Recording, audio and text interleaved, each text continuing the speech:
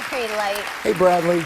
Welcome. Nice This to is see a you. keep the lights Thank you for on having kind me. of show. Yeah, I mean, if you want to sort of dampen down the experience, then yeah, turn the lights on. I think my mum will have all the lights on, all the neighbours around, and she'll be sort of sat behind the sofa. But, Are you a horror film kind of guy? Because there are two types of people in this world. There's people that can handle it and people who will not touch it. I like to dip my toe in the horror waters every now and then. I wouldn't say I'm a die-hard fan, but every now and then something comes out that really piques my interest. Does your character know as the series starts that you are the Antichrist? No, he doesn't. Okay. Very good question.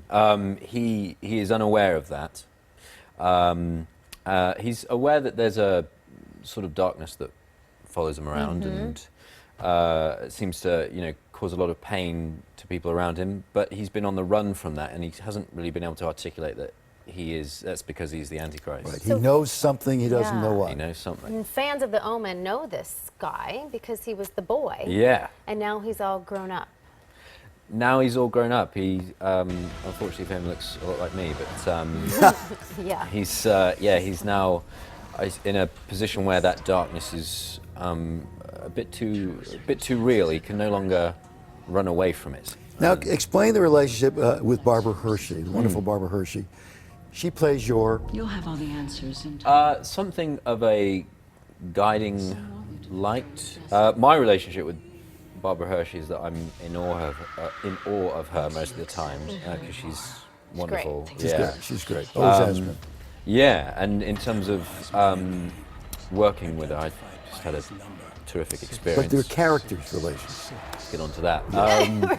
Yeah, she's someone who has very much been looking after Damien from afar up until when we meet him and her in this first episode, because it's become time for Damien to step up. He doesn't know this. Right. But, What does she know? She knows everything? She knows as much as she can know without...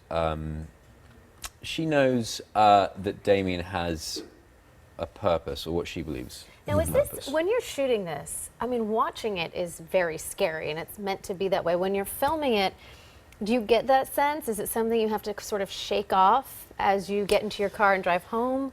I mean, you have to get, I suppose, you have to get to the senses that your character's getting. So if your character is scared, you want to try and create some sort of circumstance that would scare you. It's not always easy when, the sound guy you've been working with for Is eating a bagel. 3 or 4 months, he's there, Smoking. chewing on a bagel with a sort of like falling over stuff. This is on A&E, and they paired it. I can see how they did this. If you really want to have a night where you're not comfortable, this is paired with Bates Motel with the young Norman. Okay. Yeah.